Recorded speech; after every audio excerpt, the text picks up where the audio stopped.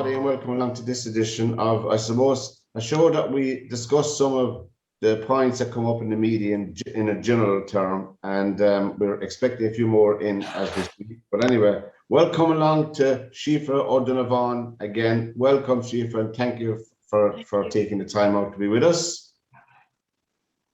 And welcome again, Noel Malone. Nice to see you again. I didn't think I'd see you so soon again. Yeah, thank you, Pat. Neither did I. Yeah. But all hands on deck. And we sent out a list of topics and suggestions, really. But what we're on about, really, I suppose, to get a handle where we're at in Ireland and the opening up of the country as well, which I forgot to mention in the preamble, is it being de-accelerated? Is it slowing down too much? There was the latest today, Sídhe, I know you hear about the schools that there's no more testing now of children, and if they're so-called close contacts, there'll be no worry about it. I'm just paraphrasing that again. Did you hear any about that, Sídhe, going on? Well, I'm avoiding paying attention to any of it because I've taken my son out of normal school and he's going to a very specific kind of a school, which you don't have to deal with any of that shite. So I just ignore it. I don't want to know what they're doing to children. It's horrific. Yes, yeah, there's that viewpoint. Well, it's particularly small children now, we call pre-secondary, national school, the national school teachers. And what do you think, Noel, of this situation of? Well, I would be quite critical, quite the opposite, actually. I would be quite critical of the decision by the government to NPHET, I think hiding behind NPHET, which has been the case all the way through. I would have really concerns about what they're doing. I have grave concerns of what they've been doing for the last year and a half, quite frankly. I have very little confidence on the statistics that are being thrown out. You know, I mean, anybody that's involved in education will see that there are parallel statistics being taken on the ground by principals and teachers, and they're widely available. They have no linkage whatsoever to what's being officially promoted. And, you know, it's always the famous mantra, which I think will go down in history as a great disaster: the schools are safe places. It's like as if when you walk into the front door of school that suddenly everything is a whole different world. It's not. You know, and even quite apart from the fact that, of course, we need to keep schools open as much as possible, not at any cost, number one. And number two, if we are to do that, we need to put things in place, which they didn't. And they've done it in other countries. So, you know, I just think, to be honest, it's quite a scandal. And I think that what's going on at the primary level is very, you know, dangerous. And I think that the schools are only just back.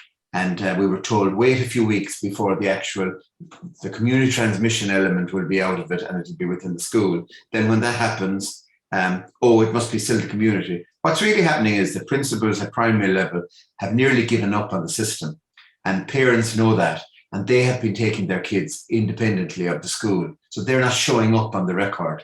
They're taking them independently. And I can't blame them. So I would have grave concerns. I hope I'm wrong. But I think that exposing kids in this kind of situation without looking at close contacts and that kind of thing is a recipe for disaster. It sounds to me like they're just throwing everyone to the wolves and hope for the best. Well, obviously, the thing about my own opinion is I like to follow the science. And if there's science behind it, I will listen. But if there isn't, I won't listen. It's black and white for me. Now, it's easy for me to speak. I don't have anybody in school. Thank God I don't. But because certainly in secondary school, there's none of my kids, I would allow them wear a mask all day long from 8:30, 9 o'clock in the morning till 4. I would not allow that, because that's, to me, is bordering on childproof to me, you know, irrespective. What do you think, Sídhe? Well, there is science behind that. There's a very extensive Danish study which proves that you're basically wearing a petri dish, and force young people to do that for days on end all year long for a 9 to 4 p.m. situation is child abuse. Absolutely, I would completely agree.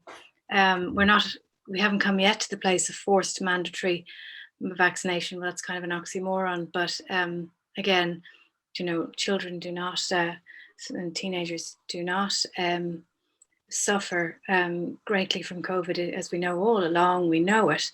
It's the elderly and the vulnerable. Why do they have to have this pressure put on them? And a lot of them, when they're in school now, are under that pressure. And there's teachers who are directing certain conversations in classes, perhaps intentionally making the ones whose parents chose for them not to have the vaccination to be inferior in some way, which is extraordinary, especially since this isn't a safe vaccine, as there's a lot of evidence to show.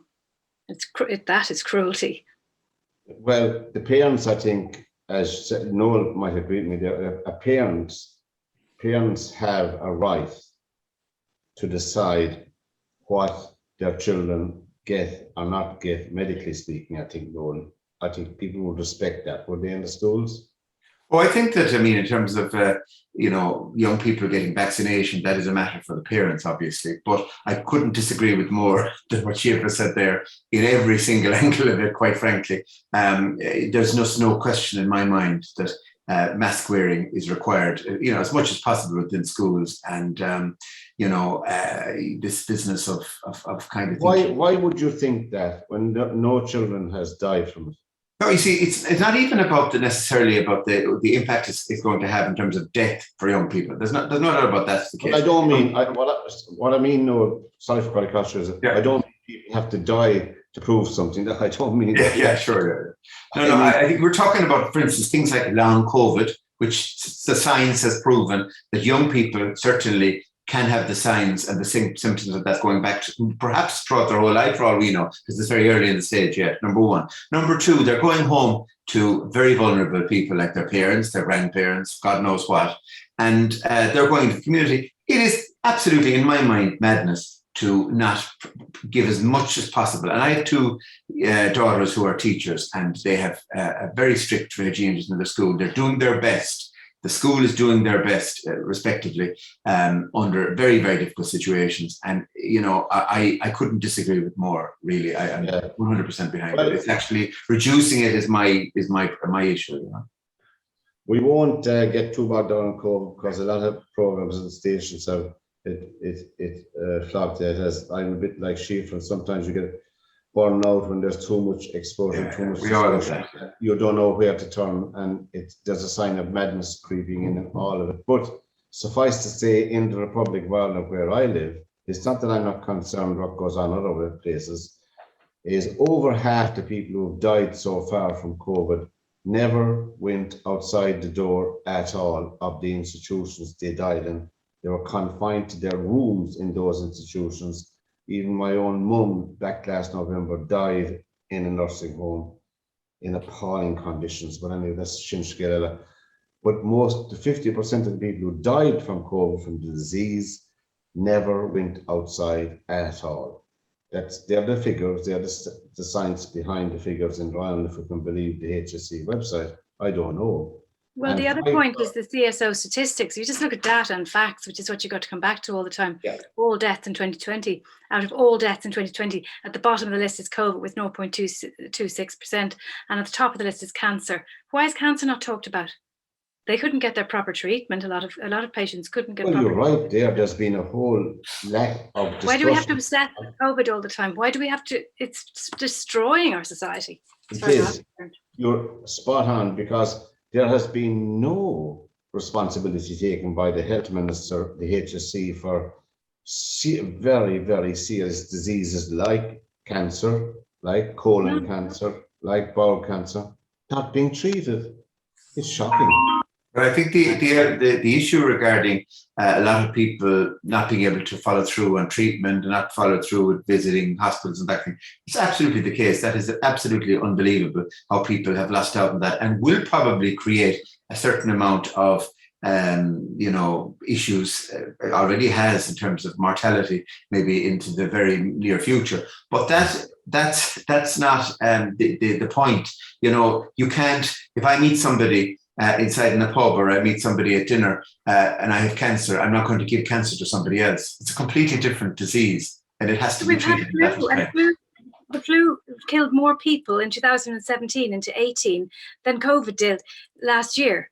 I don't Way more. I mean, So this is you're a just worldwide looking at the pandemic. data. It doesn't make I any mean, sense. I am certainly not going to get into the whole idea whether you think that if you don't think COVID isn't an absolute. Well, in the No, it Republic of isn't. It Ireland, isn't anything compared to Republic of cancer. Ireland, It is. Right. Cancer, we can't do much about cancer in terms of proximity, right? We can't, you don't pick up cancer, right? In that respect. I know it's But possible. you could pick up flu, and people did, and more people died 2017 into 18. No lockdowns, no measures. No well, actually, it was March 19, as you know. That's why it's called COVID-19 when 20. COVID actually first came about, if you remember. So it's not, can't even talk about 17, 18. This is going to be a long study.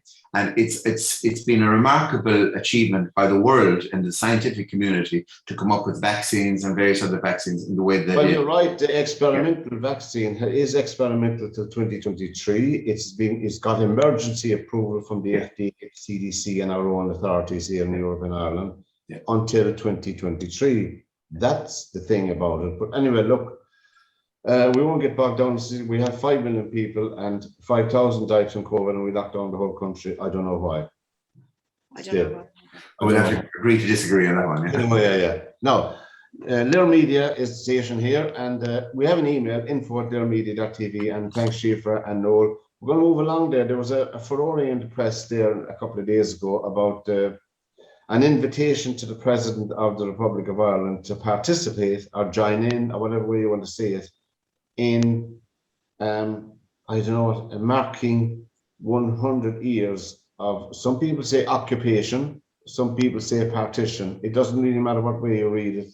The history is our country is occupied still, part of it. So the President declined the invitation. Now, Noel, did you look at this story or follow the story? Or? Yeah, I would really find it very, very hard to find anything that I would criticize in terms of the President's actions. I was 100%. First of all, I met Michael D, even our Sanutron, and I have great time for him. And one thing about him, he's an intellectual, right? There's no doubt he doesn't just say something off the cuff. And as it transpired, he spent 6 months deliberating on this. This wasn't just something out of the blue. Yeah. And, he's very much on top of his brief. And I think we're very lucky as a country to have him as our president. But what I would say is that he made the decision. I think it was a wise decision. And I think that it's important in this country that we don't get to the stage that we have to keep, for want of a better word, inverted commas, pandering to the unionist community just so that it looks good or be the bigger person, all that stuff. We do a huge amount anyway, right? It has to be reciprocal. And, there's been many occasions where the unionist community, for instance, don't come down to us. I think actually where the real problem here was the churches, the Catholic Church, the Protestant churches, and the various other churches. They really should have seen this coming. And to organize something like this was always going to be really dodgy, because we call something remembrance, you call something marking. In the end of it all, it's about the partition of the country, which has been an absolute nightmare for Ireland and North and South, and it's still going on today, thankfully to a lesser extent. So I think he did the right thing, under the circumstances. It's been a disaster, Sídhe, for generations of people, and it's not so long ago. 100 years is very short in the lifetime of a country. And did you agree with him not going anywhere to this kind of celebration, Sídhe, to mark the centenary of the partition or the occupation of the country? Yes, I agree with what he's said and what he's done in the statement. Is he's being brave, whereas recently he has not been at all brave. He's been signing off on documents that are basically desecrating the traditional founded Republic of Ireland, and within that, just desecrating our constitutional rights. So I've been very displeased with him of late. He actually taught me the Constitution of Ireland, Bunrock na Heron, in UCG NUI many years ago. Like, I was doing social and political science for a year down there. And I was always very impressed with him as a person. I felt he was naturally, intellectual. He was more left-leaning, that he was, very much a good person. But I don't actually think he's been a very good president. I think Mary McAleese and Mary Robinson were far better presidents. But at that time, I suppose they had more freedom. He has very little freedom. He's, very hemmed in our Snoop Duron. He wasn't prepared to use his executive powers to stall off on what he was signing off on in the course of this year and last year. I was very disappointed in that, but I think this is something that might redeem him a little bit, that he understands that it's not something that you celebrate and you would want to commemorate. It's something that was left in the wake of a very difficult, war, as did the British left their same legacy, as we know, in India, leaving Pakistan and India in conflict, and with Israel that is ongoing. So it seems to be something they kind of enjoy doing. And Noel, there's just rumors around that we will, when I say we, I mean the government are, I'd say, considering sending somebody as high as the Taoiseach to this thing. I don't know, will that happen or not? What do you think? I mean, should we stay out of this kind of thing? I think we should stay out of it, but I think the problem is the government are on a sticky wicket because of the controversy. They may feel that they have to show cause to kind of, okay, the president represents the country in a very constitutional manner. A government is a more political role, and they may feel that they should. I think within Fianna Fáil, particularly within the government, there will be a lot of pressure. I know that seems to be the case against providing that kind of solace by attending. And it's unfortunate really for Micheál Martin, the Taoiseach, because he can't win really in this one. And my gut feeling is that either there won't be an invite, that'll be a kind of way it'll be done in the background quietly to kind of sort the problem, or maybe that the Taoiseach will be asked to go. It will be probably easier for them to send the leader of Fine Gael to something like that than maybe the leader of Fianna Fáil. And because he's not the Taoiseach, I know it's only a technical thing, but it just might be sending a bit of a signal. They'll just get their little bit in there, but without maybe being too right. Well, as the man says, Fine Gael have form anyway. When you look back at their last Justice Minister, second last Justice Minister, Charlie Flanagan, I mean, he went on a solo run to beat all solo runs first time in my lifetime. It was completely overkill, I think. Yeah, overkill. Celebrating the black and tans and the RIC. That was ill-advised. Yeah. I mean, jeepers. Remember that sheet for when he was spouting that around the place? I mean, as you said, Noel, they could. Oh yeah, the RIC commemorations, yes. Yeah, that was very ill-advised. Very, very. It was tone deaf, There's extraordinary people who supported that, though. Yeah, so looking back at Flanagan's father, like the type of politician he was a bigot. His father, Oliver J., an absolute bigot and a racist. And so therefore, Flanagan himself, it was no surprise to me to see him behaving like that anywhere. But you think the government, Sídhe, will be in the sticky wicket because the unionist population, or the DUP in particular, are isolated. Yeah. The Tories don't want them. They made it quite clear, except they were in a position where they needed their votes. Otherwise, they don't want them. They're not wanted by the Tories. They're rapidly depleting their size and their influence in the 6 counties. Certainly, the government doesn't want much truck with them down here. So they're in a corner, and really, we should be careful. We shouldn't be gloating too much at them, because I feel that we could be only one step away from horrific consequences if people get boxed in and hemmed in. What do they do then? I don't know, Sídhe. I mean, we'd want to be careful, Yes, yeah, it is. It's very difficult. It's very difficult to know how to deal with it. I was just reading an article today in the Irish News in Belfast by Deglon de Bredun, and he mentions how Cardinal John Francis Dalton, who was Archbishop of Armagh and Primate of All Ireland from 46 to 63, that he issued a set of proposals aiming at ending partition. He was calling for a united federal Ireland, which would be a member of the Commonwealth on the same basis as the Republic of India.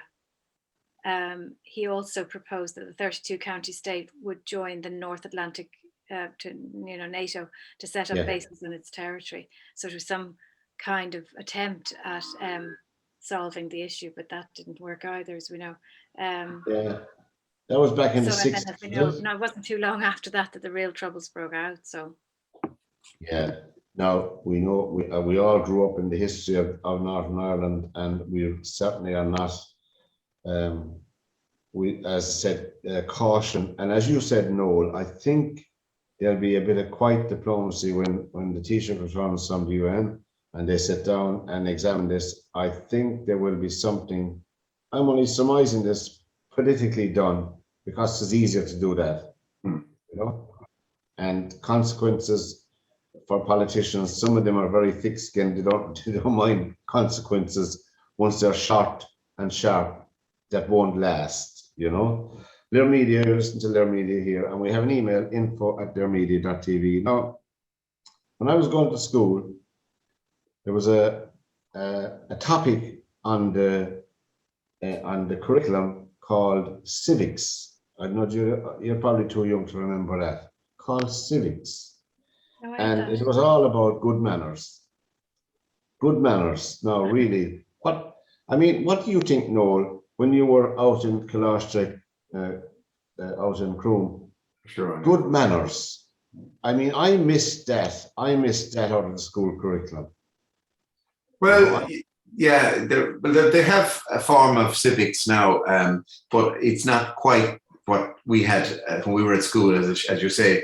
A lot of that, like, you know, one thing that I kind of think in a way that maybe is lost a small bit in the modern curriculum is that I don't know how well we prepare our young people for actual life, you know, and I'm talking about the basics, like, for instance, getting a mortgage, how to do your tax returns.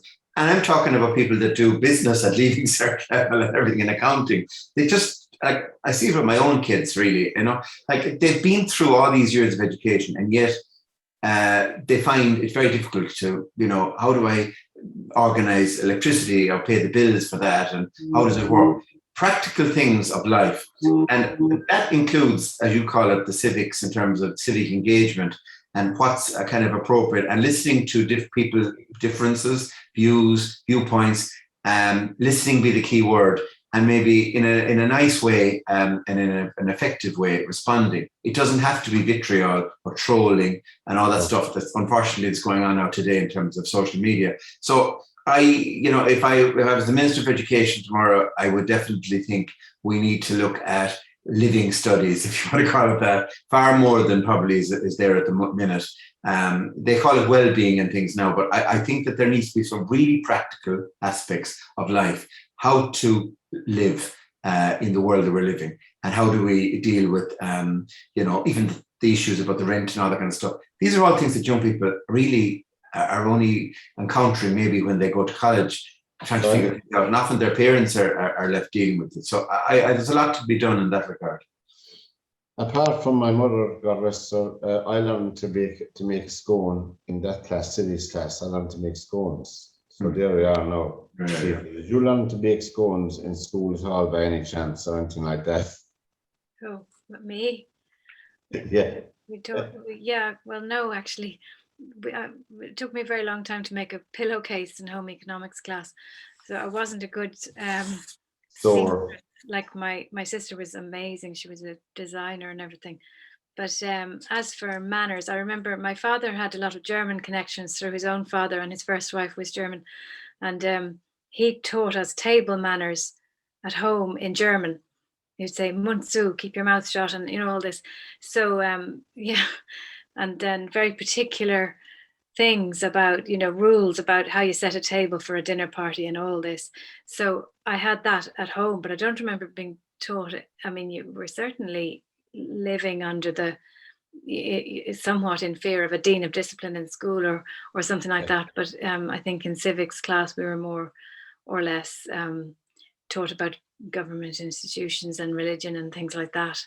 And it was never a very engaging subject, and we had a very odd teacher. Well, I'm talking about things like opening the door for thinking about respect for each other, being respectful, not passing remarks on the way someone walks, the way someone dresses, the way someone looks, the way their hair is. Not doing it. Learn all those things early. Obviously, that good manners are taught in the home, we know that, but really the more you spend as much time again in school as well, Yeah. and the healthy banter that goes on. You have to have fun as well and even enjoy themselves and that. But nevertheless, I think that there's a huge role from schools. Yeah, but I think that social media has thrown a spanner in those works. You know, people don't seem to have many manners on social media, especially somewhere like Twitter, which is a vicious platform, very unpleasant. You know, and then for young people, whatever social media outlets they're using, we know all about internet bullying and bribing and, you know, terrible things, which are, you know, really psychologically damaging for young people. I meant to ask you, Noel, before I forget it, I meant to ask you before it goes out of my head. In secondary school, were the pupils allowed to bring in their mobile phones to class? Yeah, we had a policy because I kind of really believe in embracing the technology, trying to pretend that it doesn't exist within the students' world, in the world we're living today, is just crazy. Because, you know, putting them into a situation where you don't confront that reality in their education setting, I think is actually a bit silly, because the minute they walk out the door or at lunchtime and that kind of stuff. Yes, we had for my earlier period in the school, but then again, remember, we're talking about the technology probably didn't as many of them, but we would have had, you know, phones banned and various other things. And then we started relaxing that situation. And I think it was probably better, because I think that once you acknowledged that it existed, then you could probably work around it. And the kids, you know, trying to hide it, and it's like the smoking, you know, the famous smoking that used to happen, and that became so much of a less of an issue as years have gone by. You know, this kind of trying to catch people smoking, and that it just never became a big issue as in the modern time. So I would say that you need to embrace the technology, teach them how to use it properly, and try to engage them positively. But can I just say, in terms of, you know, teaching civics or teaching good manners and that kind of thing, there's nothing better than example, you know. And you can have all the rules in the world and all that kind of stuff like that, but if the teachers or the staff or the principal or and the kids themselves, if they don't see positive engagement and kindness, and, you know, I think that if you give them that, I'm a firm believer that there's no such thing as a bad boy. As they used to say in the Salesians when I started teaching first, that was a line, a mantra we had, because there was a principal who used to say this, and I thought it was a good line. There is no such thing as a bad child. You know, it's the way the world fashions their existence. And unfortunately, with social media, some of them can get into a different world when they're, you know, behind a keyboard or on their phone. And so I think, rather than pretending it doesn't exist or giving out to them, we need to try and engage them with it and try to get them to understand the consequences and the implications and the hurt that can cause as much as possible. We can't solve everything. No. And Shifa, what about you yourself? Your son, is it? Yes. He's big now. Yeah, he's 14. Yeah. So how does he manage with his phone all day in school? Well, as I said, he's gone to a very new type of school. It's just started in Ireland. It started in America maybe 20 years ago. They're called democratic schools. So his learning is self-directed, and he has facilitators, and his areas of interest will be nurtured, and he'll be given direction and guidance once he leads the way. So it's very radically different now. And I'm a trained secondary school teacher, actually. And after I finished my training, I said, no, I'm not going to go down this road. I don't want to prepare children for state exams. You know, I teach creative writing workshops in prisons and schools, and that's where my forte is. But I wouldn't be able to direct them in that way. You know, I'm just not like that. You know, and I can certainly see that it has a place. However, in the course of the last 2 years, with what's happened and with lockdowns, I just witnessed the absolute degeneration of my son's interest in education and engaging through technology. And this was interesting because some of the teachers were saying, well, yes, of course, it's all they have. They were giving all their time, but it didn't work. especially for boys, I think it didn't work. So there was a huge withdrawal. There was a huge resistance, and then we were sort of waiting for the 12th of April, where after 4 months these kids were meant to go back to school and feel totally normal again. Well, that never happened. He came home on the first day, on the 12th of April, and he said, "I want to be homeschooled." And then I was like, "Oh my God, how am I going to do this? What am I going to do?" Yeah. And now a lot of people are very good and they can do it, but in my situation with the way I work, it wouldn't work. So so then we knew about this school that had been founded in Wicklow, and I had been, interested in it before, but I had seen children go from the same school as my sons into that, and they flourished. It was extraordinary. Like, I never saw such a transformation in these two children, particularly that I knew. That by the time they were 16, they knew what they wanted to do. One of them's in art college, the other one's a fitness trainer. I now have come around to the other side completely, and I don't see the value of the Leaving Cert anymore. I don't see the value of the Junior Cert. I think for some children anyway, you've put a lot of pressure on them. There has to be a broader approach to the artistic and the creative side, as well as the 3 R's, as we say in the old days. But I think that an awful lot of the secondary schools, particularly second level schools, are just exam driven. I'm not blaming teachers or staff or parents. That's the way the system is. We need our 480 points or 500, whatever it is. I don't know at this stage. I don't know the value of that. So you get people going from secondary school to college. They're finished 24, 25. They've never been out in the world in a job ever. They're in school since they were 5. They're 25 when they get out of college at the end, and they're confused. I don't know, Noel, is that too simplistic? Well, I've always been an advocate that the Leaving Cert and the Junior Certificate, are past their sell-by date. When we were at school, it was very much rote learning still. And that's the reality. Even at Leaving Cert level, a lot of the subjects today are about how many people can memorize stuff and get through that day. And it does not take into account all the different situations that can happen, people's personal life, health-wise. There's huge issues there. You can have a bad day, as they say. And also there's an awful lot of this guesswork and luck. Does this come up or that come up, or whatever. This is just, to me, completely outdated. So the Junior Cert was a huge improvement from where it was in the Inter Cert. But unfortunately, Rory Quinn was the guy that actually brought this in, and originally it was going to be a maximum of 6 subjects, I remember, and I was very much enthusiastic about that idea. And then it was pushed to 8, and then it was pushed to 10, and then before we know it, we're nearly back to where we were in the old Inter Cert again. Now, while the subjects are radically different, and they're much more discursive and about exploratory, and the Junior Cert isn't really about the exam. And I don't think anyone missed the fact that there was no actual exam in the last couple of years because of the COVID. I wonder if there's any sense at all they'll just leave that rest now, right? And I think the department, given their due, would prefer that. The teaching unions might think differently. The Leaving Cert is due to be reformed, and the senior cycle, it is well past its sell-by date.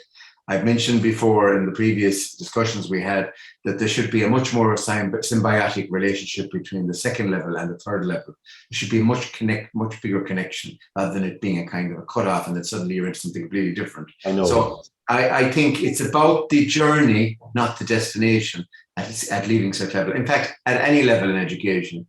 And that's not being monitored enough. It's not being recognized enough. So I, in the morning, would do away with the Leaving Cert as such. I don't mind having exams. I don't mind having an exam maybe worth 20% or something at the end of your time. Yeah. But I think most of it should be about continuous assessment and various other engagements and how kids react. And that can be done really, really well over a longer period of time. And it's been done in other countries. The Germans do a really, really good job in that regard.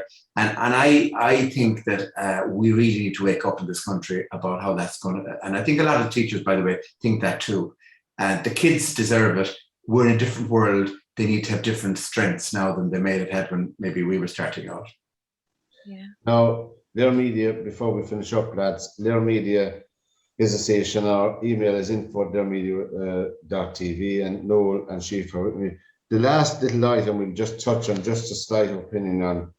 The demonstrating outside politicians' homes as opposed to their offices. Now, Sídhe, I think the Minister for what's his name, Health, is not far away from you, is he? Yes, he's around the corner from me, and You haven't gone every around. month some new barricade goes. It's like Fort Knox. Yeah. You haven't gone around with the placard yet. You know, there have been people. They were standing very respectfully, actually, on the opposite side of the road, but they had placards, and they were saying what they needed to say. And that wasn't that long ago, but then the following week, there were all these people coming in to make create a big gate and make his house even more secure. So to me, it just indicates how out of touch the man is. He really doesn't know what he's doing. He's not educated in health anyway. He's just one of many of our politicians who are, like Simon Harris is also quite local to me. But he's the Minister for Higher Education. He doesn't even have higher education. It's absurd, like. But I know. The Minister for Health is a particularly strange fish, because I used to admire him. I used to vote for him as an independent. I thought he was a very intelligent man. And he's obviously been just bought out by whatever. And he's just a mouthpiece. He's really got very little charisma. You see Michael McNamara battering him in the Dáil, and he's sitting there in a black mask just looking down. He looks almost like a zombie. I don't know what's wrong with him, actually. But do you think that they're fair game to this issue of whether they should, I suppose, in respect of privacy, perhaps it isn't such a good idea to protest outside somebody's home.